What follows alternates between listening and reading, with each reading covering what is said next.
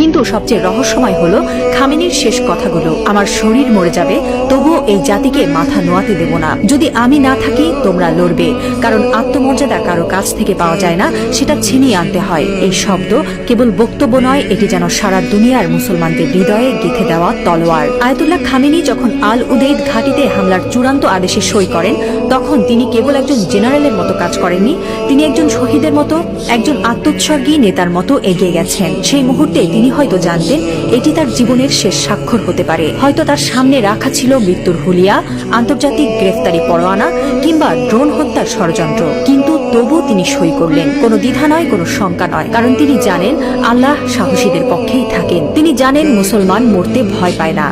যারা আল্লাহর পক্ষে থাকেন তারা জানে মৃত্যু মানেই পরাজয় নয়, বরং আত্মত্যাগী বিজয়ের শুরু। এই একজন মানুষ এখন আর কেবল ইরানের নেতা নন, তিনি হয়ে উঠছেন সারা বিশ্বের মুসলিম উম্মার প্রতীক। একজন বিশ্বাসী, একজন অটল মুজাহিদ, একজন সাহসী পিতার মতো তিনি বলছেন, আমি থাকি বা না থাকি তোমরা লড়বে। হ্যাঁ মুসলিম উম্মাহ, তোমরা মাথা নিচু করো না। লা ইলাহা ইল্লাল্লাহ, আল্লাহ ছাড়া আর কোনো ইলাহ নেই।